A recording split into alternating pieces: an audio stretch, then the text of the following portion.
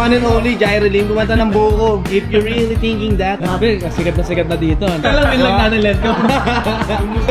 Kalayong nagawa. Yabang ko, artista dati rin. Ako lang artista lagi. Okay guys, another watch, another gang guys. Today meron tayo super lupit na bisita guys. So, ano ko, dati kong ginagawa bago ako maging dealer ng Ranumin. Ano, dati ako nasa scene din. Music, tangarakers ako. Mubo ka ba? Pare, good morning. How are you? Morning, kamusta? Oh, pare, oh. One and only Jyrelyn, kumanta ng buo ko. If you're really thinking that, yung mga ganon. English version. Natatanda ko pala. Kamusta? Grabe, sikat na dito. Ang dami. Kaya nga bro, ako nagugulat din ako. Pare, anyway, ano ang atin? Anong mga napupusuan mo? Anong mga trip mo sa buhay ngayon? Anong trip mo na Rolex? Dala ko lang is nasa 700. Okay. Hindi niya kaya sa akin bigyan ng 700 eh. Medyo malayo bro. Kasi yung mga ganito kasi, Yacht Master na to, medyo fast moving siya. Matataas yung demand. Pag matataas yung demand, maninipis lang yung mga margin namin. Ano to brother? First Rolex? Big time, 700 agad. Pero kung tatanungin mo, syempre, start somewhere, okay naman mag-start sa... Hindi, actually, ito ang budget. 500. Oh, hirap naman kung sisimutin mo yung 700, tas agad ka. Ito kaya niya ng 700. Sabi niya. Ito, pasok. Kaya ito 700, for sure. Kaya ito, kaya approve to... 650? No. Grabe ka tumawad bro. Sige nga bro, try mo muna to. Rhodium to eh.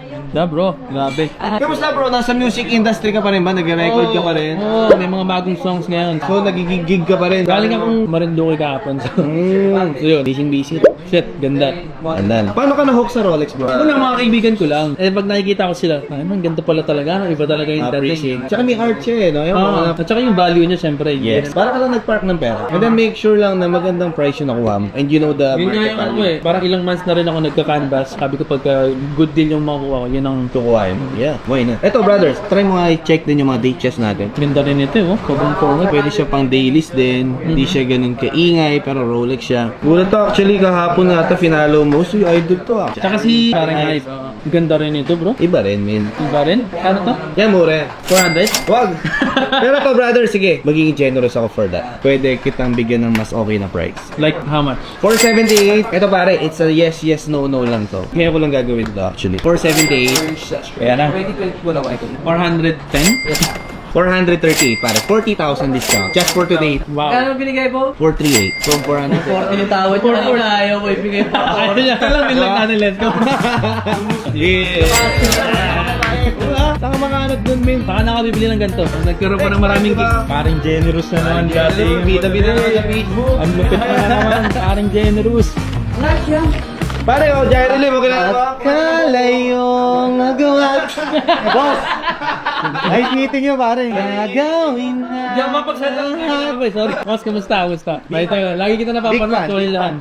Ay, grabe, big fan kami dyan, boss. If you're really thinking that, nung naghiwalay kami ng ex ko eh, napapakinggan niyo. 1, 2, 3, 4, 38. Yan, tagpo na yan. Oo. Diba?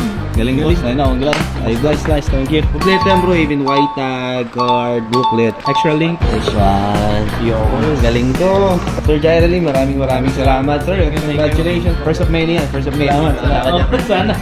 Oh, maraming salamat. Thank you so much. Thank you. Thank you, boss ha. Thank you, boss.